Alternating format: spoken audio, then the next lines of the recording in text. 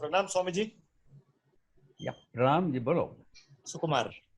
Yeah. Tell me. This morning when we were going through the meditation, Yeah.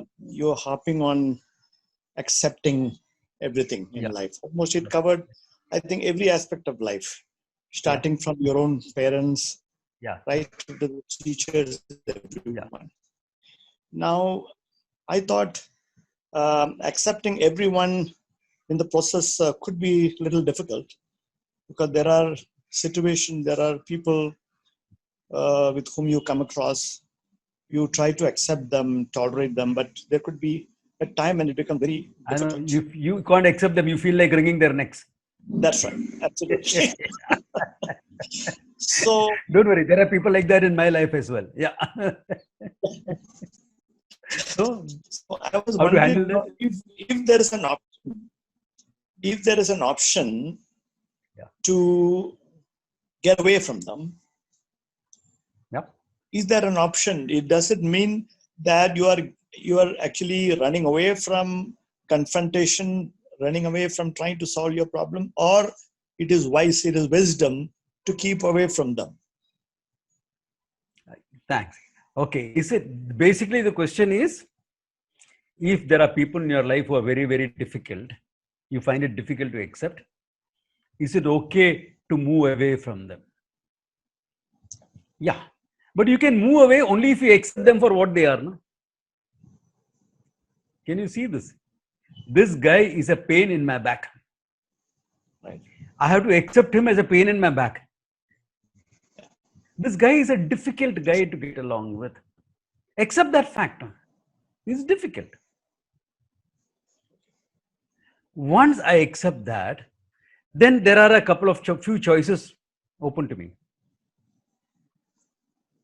All right, try to get along. Understand that that character is also struggling with his mind like I am struggling with mine. But some guys are difficult. They take too much of time and effort out of you. They drain you. You know, like I had a joke that one of my friends was a high maintenance friend. Not a girlfriend, a friend, a buddy, but he was high maintenance. Okay, anything. Why did you do that? Why did you not do it like this? Why should it not be like that? You didn't do this for me. You didn't do that. I said, hey, give me a break. I'm doing a lot of things for you. What more? Okay, certain things I can't do. That's it. Now you're making me feel ashamed for bringing up the topic. You know, difficult. The person is difficult. So if you have accepted that this person is difficult, non-judgmentally, that is their background. They have enough reasons for it. I accept that. Some people may find me difficult also. Yeah. Some of my students find me very difficult when I start confronting them.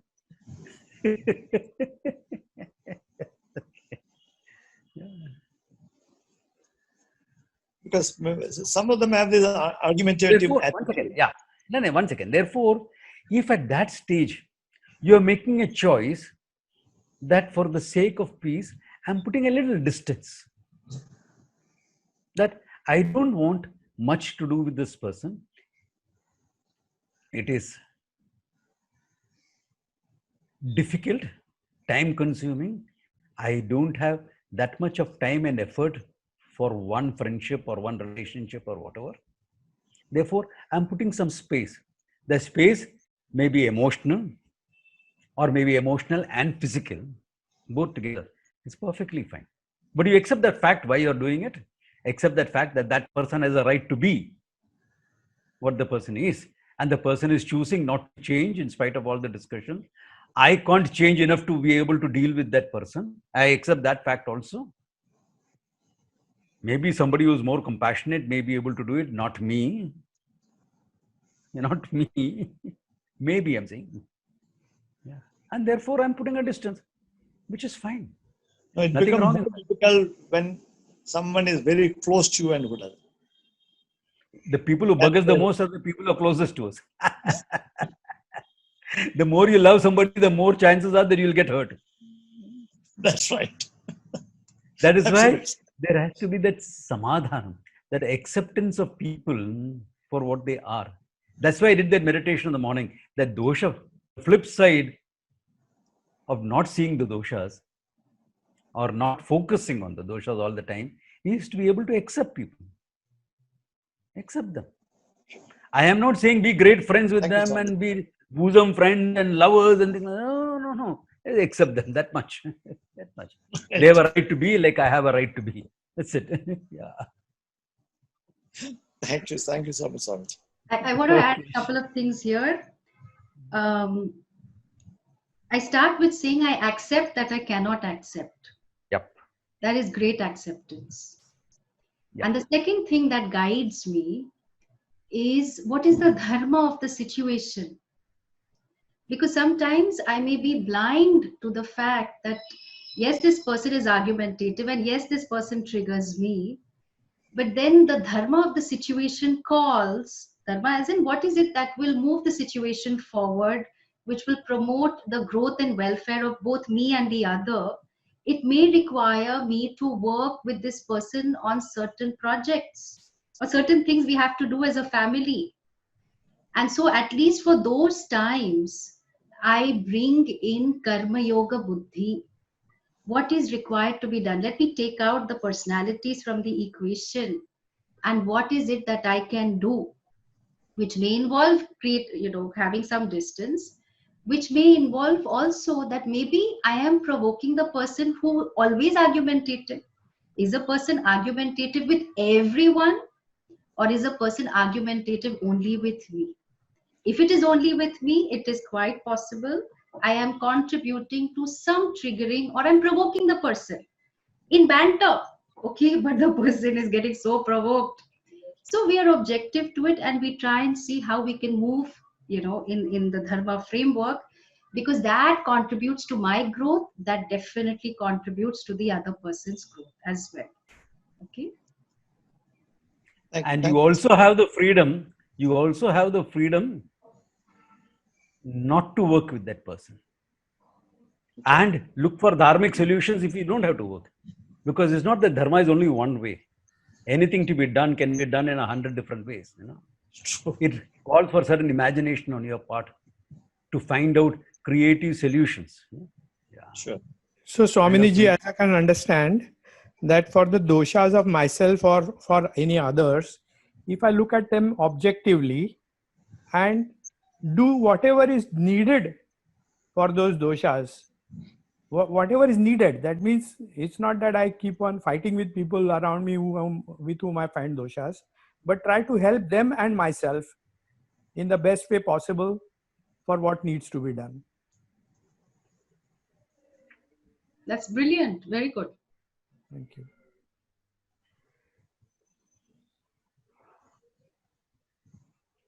Swamiji, there's a question from Punjab Occasion. Yeah. Shall I read or? Please. I can't see it. Please. Okay.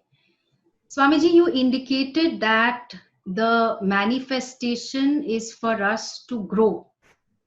Taittiriya Upanishad Bahusyam Prajayeti. How do we equate both? Can you throw more light on this? Good question. Because all over the Upanishad, you will find statements. He desired to be many. He desired to manifest. That Bahusyam Prajayeti is that. Let me become many. This is not. Any questions here? No. Okay. This is not to indicate that there was a desire on the part of Ishvara. It is not in that sense. It is to indicate that the source of everything is not inert matter. Satyam can be mistaken as inert matter. No, it is consciousness also. That there is a certain consciousness which is indicated by the term he desired, he willed, etc. It is not to indicate a need or a purpose on the part of Ishvara. Because that would mean Ishvara is as finite as you and me. So it is only used to indicate sentiency, that it is not inert matter. Otherwise, you will end up Satyam Jnanam Anantam Brahman being like Big Bang Theory. And I mean the Big Bang Theory of science, not the TV serial. Okay, not the TV serial. I'm talking about the scientific theory, where inert matter exploded to form the whole universe. No, for us is a conscious entity. So to indicate that, Bahusyam Praja Yayeti, etc. I said. Is that clear, Punjabi Keshan? Ishadikaranam. Thank you, Swamiji. Okay. Thank you. Okay, there's one more question. Swadhyayam Pramadaha, that Pramaditavyam. Any connection with dosha parihara? One can see the connection. What it means, Swadhyaya Pramaditavyam, that do not be indifferent, do not neglect your own learning. And in this context, the learning of the Veda, or Vedanta. So, if there are things that distract me from pursuing my Swadhyaya, my learning, my commitment, then there can be a connection, anything. And that distraction can be in the form of dwelling on people's defects, and because they are the ones who have caused me suffering and so on. Okay, so that much is the connection, if at all. Okay, then one more question related to this dosha parihara. With this background of Sarvatma Bhava, how should you deal with boorish people you encounter? Boorish is what? Rude, right? Rude or very coarse mannered and all. Being a jerk. Okay. So you can be courteous, you can be polite. It's a choice for you how you behave with them. And in exceptional instances, you can also be boorish. So, you give the person a taste of his or her own medicine. Or you can just be assertive and say, understand where the person is coming from. Everyone has a reason for their behavior. And if the person is being very rude and coarse-mannered and all that, then maybe that's the way the person finds it most effective to communicate like that. So tell the person that, by you speaking like this, I'm not able to understand what it is that you want, or I feel upset. I would really request if you are able to tell me what it is that you want, or how can I make you more comfortable, because it seems like I'm triggering you, or maybe I'm making you upset. Have I done anything to contribute to you being upset? So different kinds of responses are possible. Now, if this person is a manipulative person, don't go down this route. Okay, understand that this person is deliberately provoking you or wanting a reaction from you, and the best form of response here is to ignore or walk away. So karma is like this, right? There are many responses. You look at what is the dharma of the situation, what is it that will help you and the other person, and then one can deal with all kinds of people and all kinds of situations. Swamiji, you want to add? Yeah, I'd like to add something. This question, I think, probably comes from a belief that once you are a wise person, you're so loving, we are so tolerant, we are accepting everyone. We'll give that jadoo ka jappi to everyone. That's why I give the example of Bhishma in the morning. He's playing the role of a warrior in the field of Mahabharata. Okay. In Dharmakshetra, okay, this is very close to Vyasa's ashram actually. He is playing the role of a warrior. He's a wise man. In fact, nobody knew he was a wise man until they went and talked to him on his deathbed. Arrow bed. When it came to battle, he was ruthless. Saintliness is not expected out of a wise person.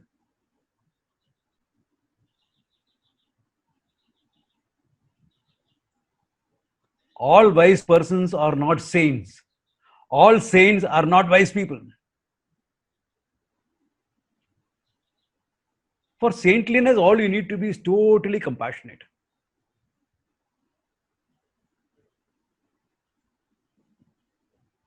They can stay in one corner, be in their setup, be compassionate with everyone who comes to them. For people like you and me who are in the field of life, we have to do what the role demands us, in keeping with dharma, etc. Okay. As somebody has elaborated that, I'm just supplementing this part of it. That don't expect. Yeah. For example,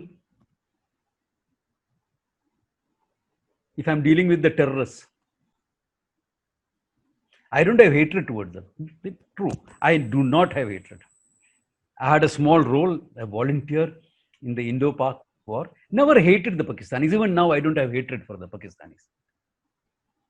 But I'll have no hesitation, in spite of my robes, to shoot.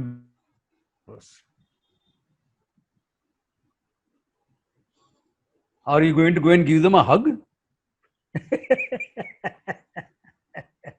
Coming blazing guns, what are you doing to do? Deal with him at necessary. No hatred, that's all. Why should you hate? That character is a conditioned guy. He's brought up to believe that if he dies a martyr, he is going to go to heaven and get 72 houris waiting for him there. And I was speaking to one of the experts in Islam, and they said one of the meanings of the word hauri can also be dates. Dates that you eat, not dates that you go on. Just imagine their disappointment when they go to their heaven and find that instead that 72 houris, every day they're going to get 72 dates to eat. I would love to see that. Okay, so they are coming with that conditioning. So it's okay, you don't have to hate them. They've been brainwashed, but they have to be dealt with. If they can be captured and re-educated, etc., fine, if it is possible. But when someone is coming blazing guns and innocents are going to die, I'm afraid the most appropriate response would be to fire back. Whether you're a soldier or not, I would go to this extent and say that.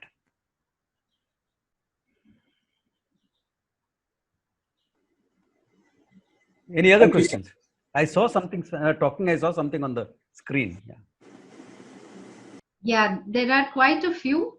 Okay, so I'm going to go through it one by one. Gaining the infinite is the only way to gain without losing. Does this statement start with an inherent assumption or shraddha in the pramanas? Yep, there is some shraddha. In fact, one of the qualifications for the study of Vedanta is that you need have a certain shraddha. In the beginning, that shraddha is just open mind, etc. So for all of you who are here as first timers, it may be just open mind. For those who have been there for some time, that shraddha develops into something more. Because you have discovered that for things you don't know and you want to know, the Shabda or the Veda is a pramana, the means of knowledge. Therefore, you will treat it with the respect that it deserves as a means of knowledge. What do you mean? What do I mean treat it? It's an old thing I always said. Do you know what is there in my pocket right now? You don't know. Hey, this is Sadhu's pockets. You don't know what you may find, okay? Sadhu's EDCs, everyday carry can be anything. Okay. There are videos on the YouTube, my EDC, my everyday carry, and you'll find all sorts of stuff. So let us say, you don't know. Some people may say wallet. I'm sitting at home. Why will I put a wallet into my pocket? But you know one thing for sure. If you look into it, you will know. Or if you ask me, Swamiji, please show what is there. Some of you may have seen my hand movement because I just put something into my pocket. Now, if I bring it out, all of you can see it and know it. You don't know what was there in my pocket. You did not know that. But you are sure if you look, you will know. This goes beyond belief, beyond an open mind. This goes into the confidence and trust that you have in your eyes. If you look, you will know. Doesn't matter if your eyes require some help in the form of specs. But if you look, you will know. That is the approach to the Shastra. If you look, you will know. If that is your approach, you will know. I think clarified that enough? Otherwise, we won't be able to handle all the questions. Okay. Okay, next one. Can manifestation of limitless awareness or consciousness in specified form, that is me, be capable to be aware about the consciousness itself? I understand that our awareness at present in general is limited by the confines of our senses, but still, how the limited mind of this body can become aware about the limitless consciousness? Good question. It comes from the background of all studies which involves subject-object relationship. If your mind had to objectify consciousness, forget it, you'll never be able to do it.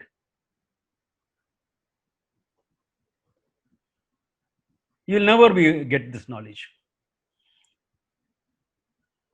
If you have to objectify consciousness, like how you're objectifying this watch, you will never understand consciousness. Why? It is a subject, not the object. The consciousness happens to be you. And that much is known by everyone. Everyone knows I am, I exist. This I am, I exist is self-evident.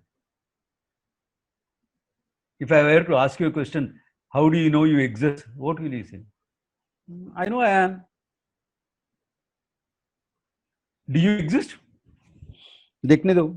I will check up and tell you. Yeah, I'm there. Do you have to do that? Or do you have to make an inference? Okay. I'm a married man. Example. I'm a married man and girls are very smart. They don't marry non-existent people. Do you have to make some inference like that? No, it's self-evident. Now, about the self-evident Atma, this self-evident conscious being, there is an ignorance about it. I don't know what exactly I am. That is why, remember what I said? From that jnanam, knower, we keep negating all that is negatable. Because it doesn't fit in with anantam. Body, mind, etc. is not anantam. Therefore, I keep negating. Then what is left behind? Me, the pure consciousness. I can recognize it. Even though my mind cannot have a subject-object relationship, the mind can recognize because it happens to be the very content of the mind itself. But the recognition is not, array, this is consciousness. Now I know consciousness, I am free. I know. I am consciousness, I will never bound. I am limitlessness. Not as this, but as I. I mean, I can go into Akhandakara, Vritti, etc. Those are words, but for the time being, let us stick to this. Anything you want to add, Swamini? Yeah. The question reflects the belief that awareness is a function of the mind. But actually, I'm aware of what all happens in the mind. And that awareness or consciousness, it is not a property of the mind. I may use it in the sense that I am aware of this laptop, I am aware of that. So it seems like it's a mind-based awareness in our usage, in our understanding. But it's not a property of my mind. Awareness illumine, I Chaitanyam illumine the mind. That's why the mind becomes evident to me. Is it a part of the mind? Sometimes there, sometimes not there. Or certain situations, the awareness expands or it contracts. Nothing.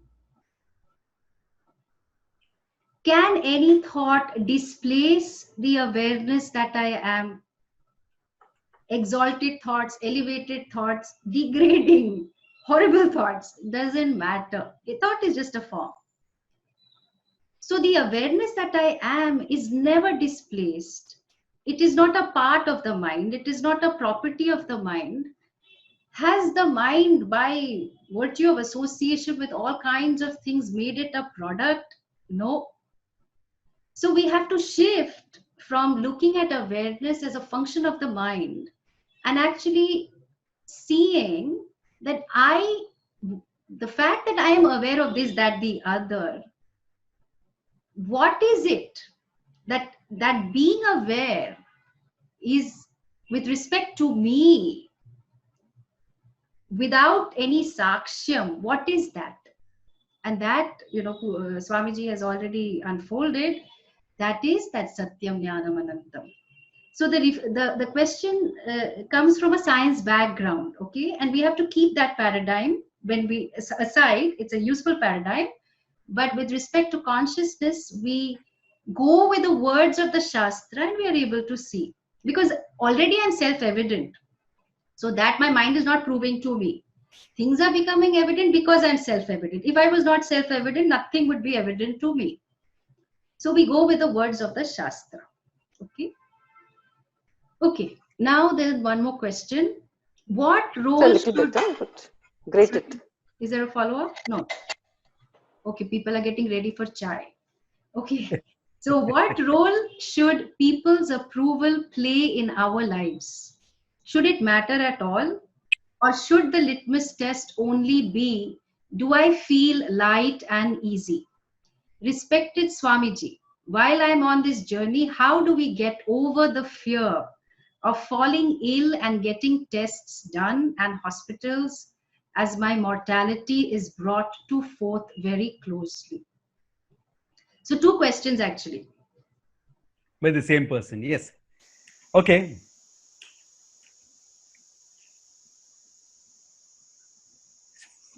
What will people say is a big problem in India. Big problem. What will 4 people say? It's there in all languages. Some expression similar will be there. Like in South Indian, നാല് ആൾക്കാരെന്താ പറയാ, 4 പേർ എന്നാ പറഞ്ഞു. It's there. What will 4 people say? 4 people will not say anything. They will be there to take you on your final journey. In the sense, I am not saying you should not care for public opinion and be headstrong and do what the hell you want. That's not the stand I'm taking. Go by what you think is right, what you think is appropriate in your life. At the same time, you are living in a cultural context. Take the cultural context also into account. Not more than that. Not more than that. Okay. Unless you are at a level where you don't have to bother about it. Like if the Queen of England invites me, I know she won't, but if she does, I will go dressed as I am. Why? I am a Hindu monk. This is how I dress normally. This is how I go. If the Queen wants to meet me, fine. If she doesn't want me to, fine. Her approval means nothing to me.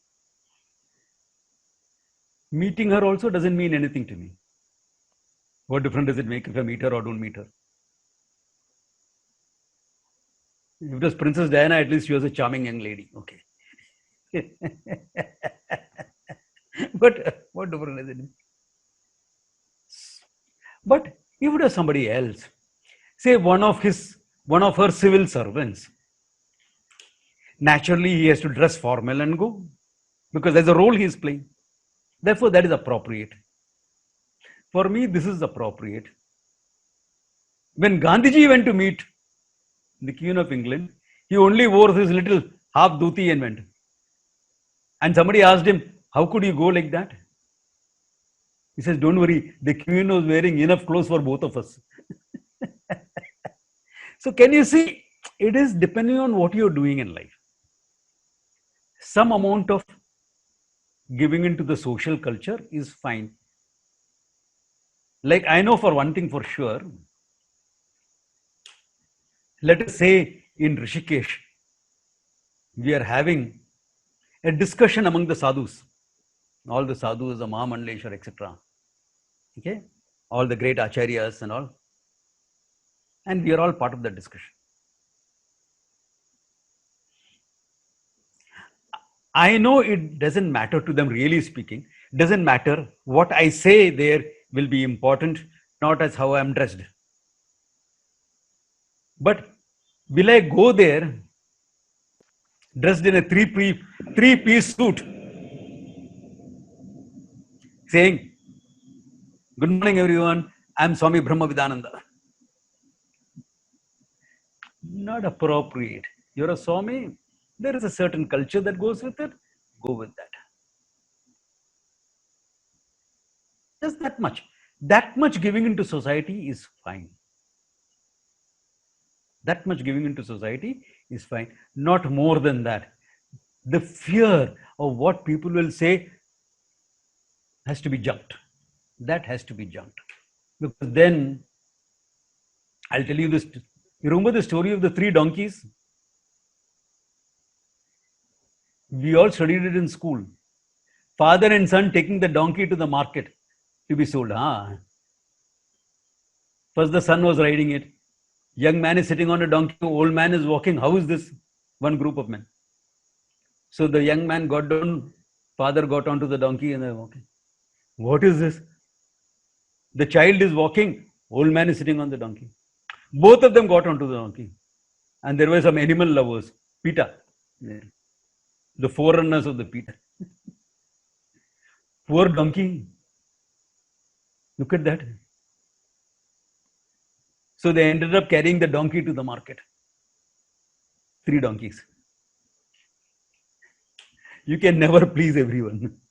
There will always be some people who are critical of you. Do what is right. Do what is appropriate. First question is dharma. Second is appropriate in terms of culture and the role that you're playing. Culture and role that you're playing. It's all in context. Do what is appropriate, you're fine. More than that, why do you need anybody's approval? You know, my own niece, in her 20s, she always, my nieces look up to me. Thank God. At least there are some people who look up to me. So she was in her 20s. She's already a pilot, staying alone in Canada, Vancouver, flying. And she comes and tells me, uncle, you said something like this. I've done all that. I said, Beti, I'm very happy. But you know what? You don't need anybody's approval. You're an independent person. Not even mine. Don't do things just to gain approval. Do what you think is right for you.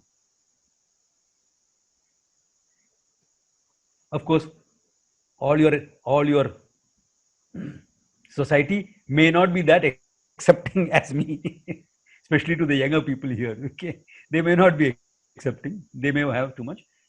That's why let dharma and cultural appropriateness be your guide. Role appropriateness be your guide. Nothing more than that. You don't need anyone's approval.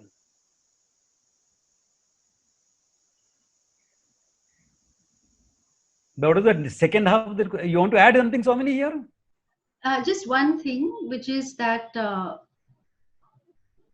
what will people say is another way of saying that I don't want people to say this about me. You know, we all have a need to control people. We're all control freaks, covert or overt. And I don't want people to say X, Y, Z about me. Therefore, I will modify my behavior. So then that we call it bluff. Yeah, that's all. Okay. So the second question was about how do we get over the fear of falling ill and getting, yeah. Krishna has answered that in the Gita by saying, don't worry. Suppose, because Arjuna's question was that, see, we all know we are going to die one day. We don't know when. Correct? Anyone can say when? Even astrologers cannot be sure. I know some great astrologers. Really great ones. But they also cannot give a definite answer and they will tell that.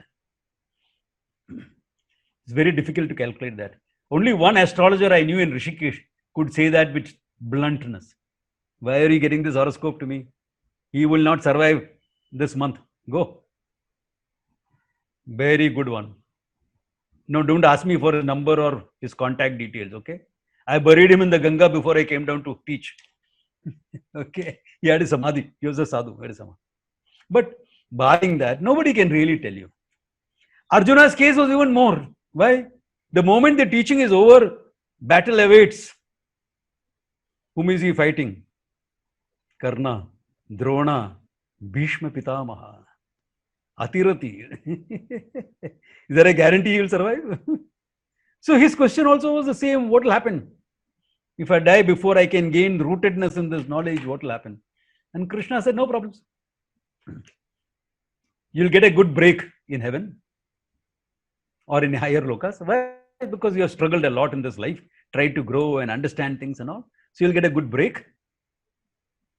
And then you'll come back into a cultural milieu, into parents, into houses, where you can pick up the thread again. Buddhi samyogam labate paurvadehikam. What you had left behind in the last lifetime, that you will connect up with the thinking and you will pick up the threads again. And you will find this lifetime, hey, last lifetime I struggled. This lifetime is also easy. One hearing and I'm finding it, arey, samajh gaya. Why? Because there's already your mind is on track for that. So nothing goes waste. Nothing goes waste. So that is how you overcome that fear of death in a functional way. And anyway, what does Vedanta teach you? There is no birth, there is no death. Your timeless consciousness. So where is death? You know, among my friends in the services, there is always a joke when we are on an assignment or something like that. Eh? You want to live? You want to grow old and live? Doddering old man, you want to live like that? Eh? You want to die when you are young, not when you are old. That attitude, in the sense that, hey, what the heck? Death happens, I will happily embrace it. If death comes in my way, I'll give it a hug. That attitude. Why? Because there is no real birth and death anyway. That's the final teaching. But until you understand that, rely on the promise that, hey, you'll pick up the threads again, not to worry about. No, but Swamiji, I want to get it in this life itself. Then commit yourself. Forget everything else. Commit. Only Vedanta, nothing else. Yeah. I think that's enough for that question. Yeah. I'll just add this because it's about how do we get over the fear of falling ill. Well, your objective to the law of karma that all of us are ill or have fallen ill and will fall ill. That's the truth of life. And the second thing is that, to be able to say, I can handle anything. If we look back on our lives, we have handled worse things. Okay. So any illness that comes doesn't mean that I will be free from it. Maybe it's a condition I might have to manage, maybe for this entire lifetime. I can handle it. I have the resources, I have the support system to make plans, to change treatment, to decide on a course of treatment, or to succumb or to death. Doesn't matter. Okay. So this having that theme of I can handle anything and seeing that one is truly capable of that will certainly help all of us at a relative level, because this is Kaushalam. How am I bringing in my competence in managing my health and so on and so forth? Okay. Then there's one other. And this question, hold on. Just Swamini, 1 minute. This questioner's father, the questioner's father is the man I've been using as example in my fear workshops of how he handled it. And I think she sat in my workshop. That's why she's added the word illness to it. She was there in that workshop of fear to fearlessness. Okay. Her father is one of the best examples I've seen. Another one was Commodore. Okay. Of people who lived totally in courage. Her father is still going strong. I spoke to him the other day. And yeah, he's got old age issues. But an old soldier doesn't die. They only fade away. So that Swamiji, thinking is, yeah. Swamiji, my brother is a standing example for that. Jayachandra. Yes. Yeah.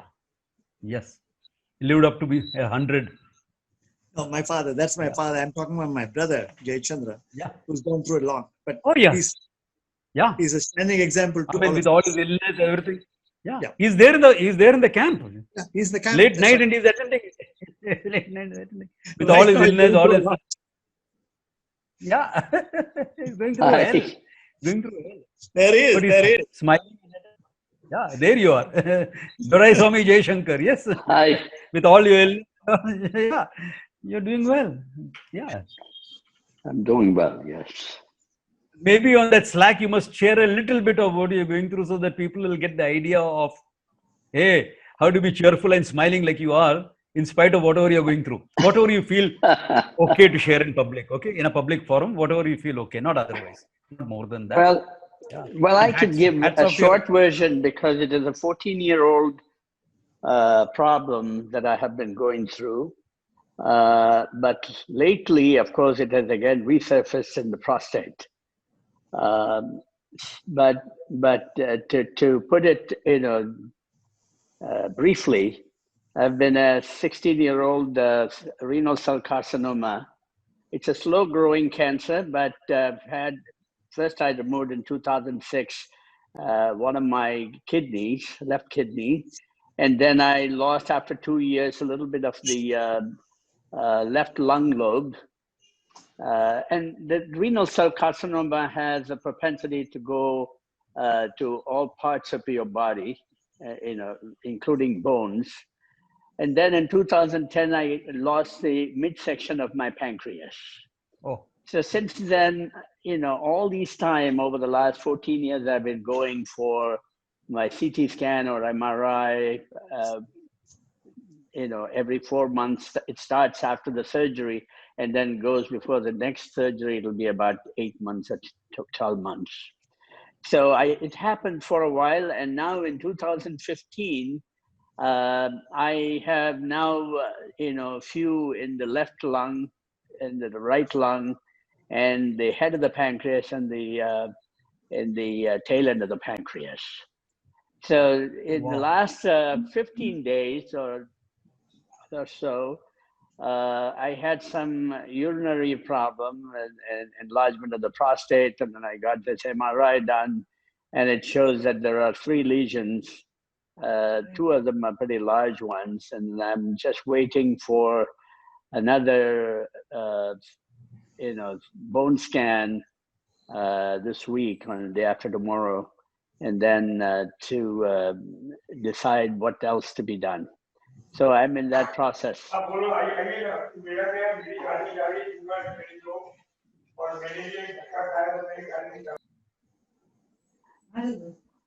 But hats off to you. In spite of all that, you're here. You're attending a camp. Yes. Yes, I am. And That's how to handle it. That's how to handle it for those who want to handle illnesses. And hats off to your wife too, sir. She's a wonderful lady. I know her. Yes. Known her She for has years, been, for at least 20, 30 years. Yeah. absolutely, absolutely. And we all are praying for you that you handle this thing Oh, more, thank you're you. more comfortably handling it. Yeah. We all will pray for you. And- You are an inspiration for everyone here, sir. Well, once you have, um, taken a stand that death is inevitable for everybody, and then the fear of that is minimized. So I think that Hindu philosophy Vedanta has really helped me over the years. Okay. So,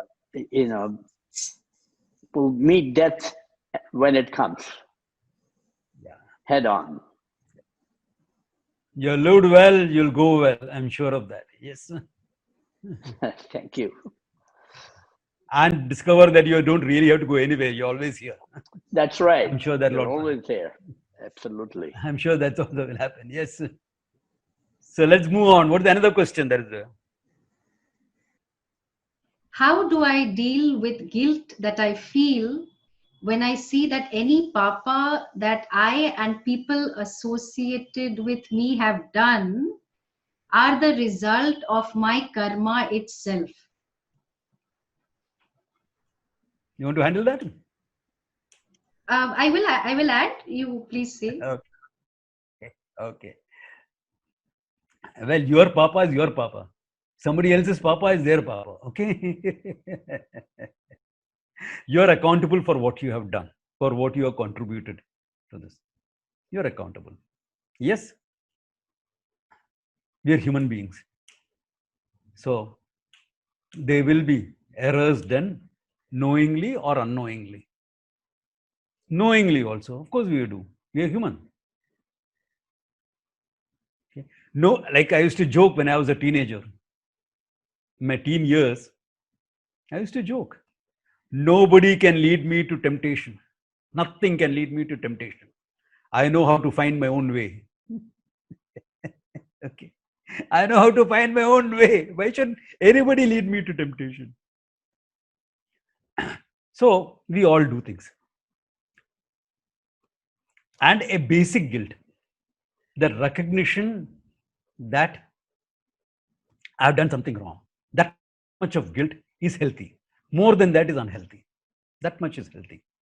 And what do we do about it? The Shastra is very clear. It is called Prayaschitta Karma. Karma, where I make amends. I try to restore the balance that I have disturbed. I try to restore that balance. I've done something wrong. Of course, I've done something wrong. In what way can I restore my balance? What can I do to take care of the injustice that I have done? Because papa means what I had wronged somebody. In what way can... So there are prayashchitas which are social, worldly, from saying a sorry onwards to compensation, this, that, etc., the whole gamut of things. And there are religious prayashchitas if the person is dead and gone. So you take care of it. You make amends. That's it. Because since there is something done, you may need to do something to acknowledge the fact that you have done something wrong and that you are not feeling good about it. And therefore, I will take care of it by doing. That should be more than enough. More than that, not necessary. Anything you want to add? Yeah, for some people, feeling guilty is a big theme in their life. And part of the reason why that is because we are over responsible. We are like that donkey. I want to take on everyone's load. You don't worry, I will take care. You don't worry, I will take care of you. I will take care of everyone. And as a result of which, we are human. We can't do everything. And if I want to do my daughter's homework, because of course I love and care for her, I don't want her to be troubled, etc., etc. Then because I am overdoing, I'm over responsible, it's possible I will feel guilty because I am the one who decided how I can make life comfortable for everyone. Of course, they can make life comfortable for themselves also, but no, I will do. And it's this, if it is a theme of my life, okay, always I'm thinking, I didn't do enough.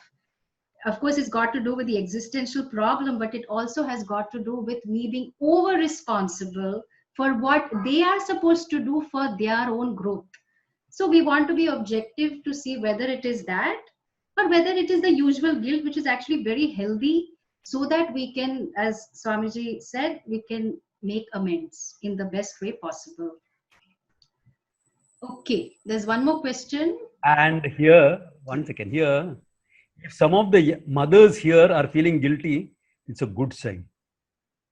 Why? They are undercutting their children's competency by doing things for them like that. The children is supposed to do the project, not the parent. If the person is getting 10 marks less, let the person get 10 marks less. You're building up the child's competency. The kid will not stand first in the school, and that's okay, but has learned to do things themselves, learn to find the information, the material, the skill, etc., and do it, so that as you grow up in life, you will learn to do things on your own. It's an important part of competency building. So don't take that away. Don't feel guilty for doing or not doing. Feel guilty for taking away their sense of competency. And make amends. Do them from this thing. Give them some things to do. Okay, there is a follow-up Shall question. we go ahead with the next? Yeah, there's a follow-up question from Prashant related to this Papa. Is Papa earned through wrong actions and also not doing what is to be done, or mandatory karma? I understand how a wrong action can lead to Papa, but how by not doing something one incurs Papa as well without acting? How does a result accrue? Okay. Generally, the wrong is in terms of what you do, not what you don't do, unless it's a duty that you are not fulfilled. Like you have a duty to take care of your child. Food, clothing, shelter, nurturing, structuring in their lives. To make it brief, to make it short. This much is your duty. If you don't do that, there is a wrong there. Yeah. A crime of omission is the sin of omission. Okay. It's not as bad as the sin of commission. Okay. You're supposed to take care of your father in his old age. How much? How much are you supposed to do? What does the situation demand? What does dharma demand? It is not what the father demands. My parents, I'm the single son, only son. My parents definitely wanted to get me married, have a daughter-in-law in the house, have grandkids. That is not my dharma. That is what they want. I have to follow my dharma. And my dharma was my commitment to my moksha. Do I have a dharma to take care of them? Yes, I do. So when I came back from Rishikesh, I came and stayed at home so that I was available for serious things. I couldn't go and say of a relative. No, if you want to go for the marriage, go. I will make it possible for you to go. I don't know them from Adam. I am not going to go and waste my time there. But no, there you should go. No, I don't have to. You go, I'll make arrangements that you go and come in comfort. That's all I am responsible for. But we want you there. That's your want. That's not my dharma. My dharma is not to fulfill every want of yours. You know, have that balance, have a sense of objective balance. I am talking this because as one of the very few people who even after went to become a monk and stayed in Rishikesh for years, came back and stayed at home with my parents for the next, from 85 onwards to, my dad died in 2002. So that's 17 long years. I stayed there, was a help to them. And Swamini is also doing the same thing now. Her parents are aged. So she's staying with them to look after them. It is not that we don't have other options. Yeah. What is your place? My place? Bhuvanatrayam. So they show Bhuvanatrayam. The three worlds are about. We can be anywhere. But we recognize that there are certain functional things to be taken care of. So that much. Therefore, you have to always strike a balance. As Swamini said, don't be over responsible. Don't be under responsible also. Don't be over responsible. Be objective enough. It's always a dicey question. There is no fixed rule. You must do this much, can't do this much, do this much. Yeah. So when he was admitted to a hospital, I was there day and night in the hospital with him. The only break I would take is to go to my class and come back. I was day and night, I was in the hospital. Come home, have a bath, change, go for my class, come back straight to the hospital. Spend the night there. So, are you getting, you decide what is capable, what is not. Dharma is not a fixed rules and regulation. It has a huge elbow room. Huge elbow room. Yeah. I think that we have spent enough time on that. Any other question? One or two we can quickly. There are 2 questions and it's also 6 p.m. So shall we take the question? Maybe we can handle one or two quickly. Okay. Let me see how brief I can be. Yeah. So as I go forward in this journey to moksha, I find myself becoming quiet and talking less. I don't look forward to things that we used to enjoy doing together as family. For example, watching a show on Netflix. How do I explain this to my family? I don't know why it's happening to you. I really don't know. Unless you have an idea that all your spare time you should be spending only Vedanta. You're still a family person. Therefore, some time with the family is part of your dharma. How much you can decide? How much you can decide? Okay. If you don't want to watch something on Netflix every day and they want to watch every day, you don't have to be there. That's fine. But you decide. Some amount of quality time with the family is important because you are a family person.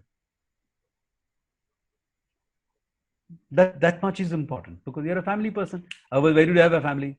Explain to them that you are going to be a Vedanta and walk away and take sannyasa. But if you're a married man, you need your wife's permission, okay?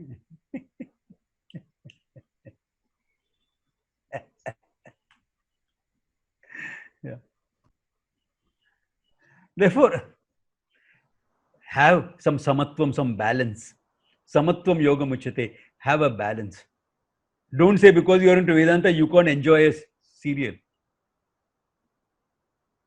The other day there is this serial, Big Bang Theory, rerun. I watched it initially some years back. So I can still watch it and enjoy it. Big Bang Theory. Sheldon and Penny and maja aata. Why not? You mean to say because you are a Vedantin, you can't enjoy a movie show?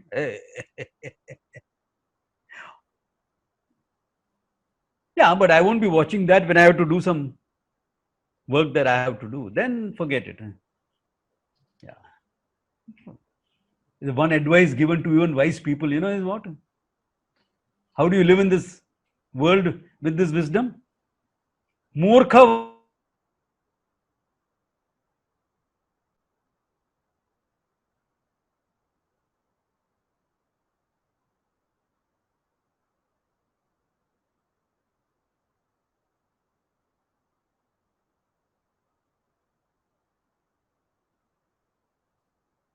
Certain things you'll grow out of, and that's okay. You'll grow out of it even without Vedanta. Anyone plays with marbles? No. Anyone plays with dolls?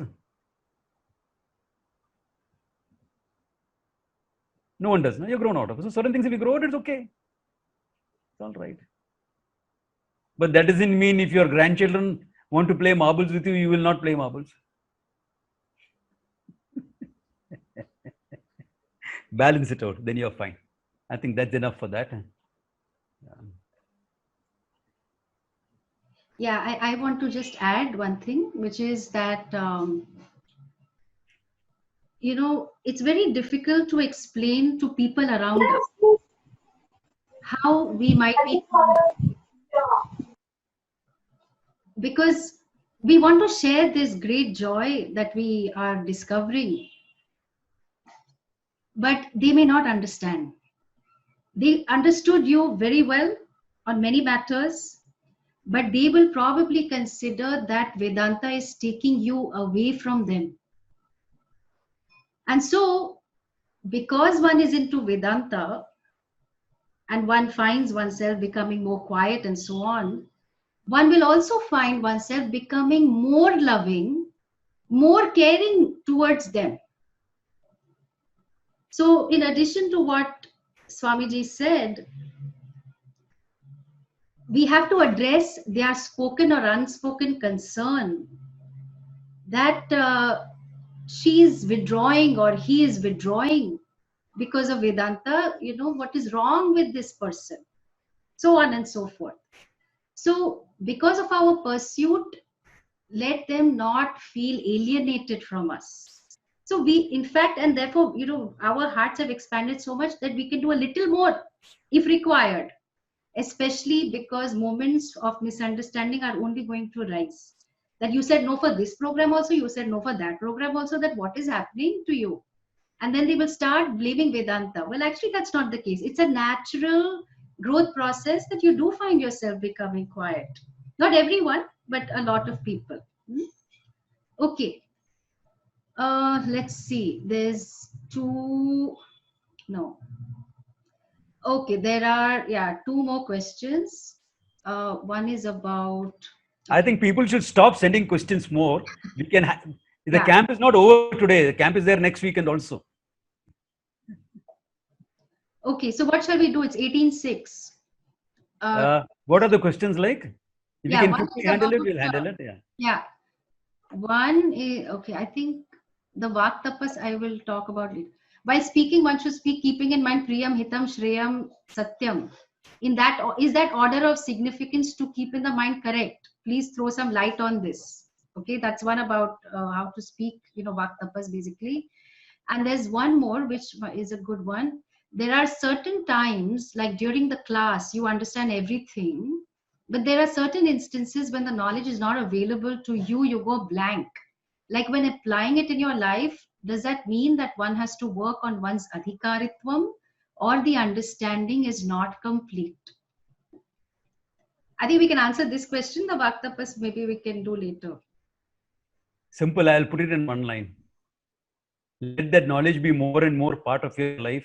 Let what you have understood here sink into your heart, sink in emotionally.